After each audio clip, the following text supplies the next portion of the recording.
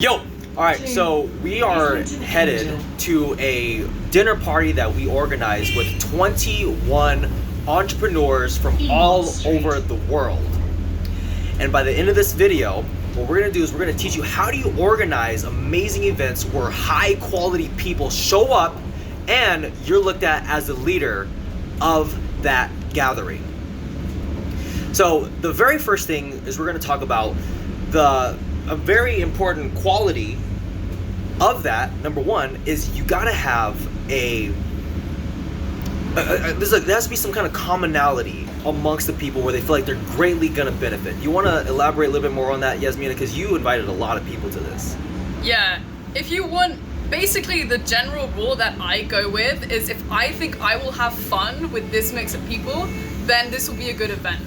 If you put certain people together and they've got different life, like completely different interests and completely different life views, and you think, okay, it's just not gonna vibe, I'm not gonna have fun, then it doesn't make sense having those same people in the room. But when you have people together and you bring them together over a specific commonality, in this case it's entrepreneurship. These kind of people like to talk about entrepreneurship, travel, spirituality, health, fitness, all these different kinds of things, and they're smart and intelligent people. They love smart and intelligent conversation.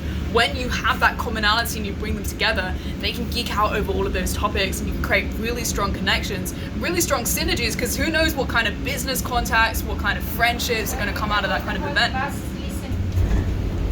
And another really important thing to understand here is you also gotta become the kind of person that these people would want to hang out with, right? So you can't just be a lazy person and be the kind of person who's like, you know, like a bum, and then you're inviting all these people, like, well, why would I want to hang out with this person? So at the same time, while you're inviting all these people, you also have to be a person who is on their purpose. Because if they don't respect you, if they don't feel like, oh, well, why would I go and show up to this random person's kind of, event, you're not gonna get a lot of people. So number one, you have to be on your own purpose. You have to be the kind of person who's like, I'm going for what I want, I'm living how I want to live, and you will attract those high quality people that you want to bring in your life because you are focusing on your own path. Is there anything in here, Yasmina, that we're missing?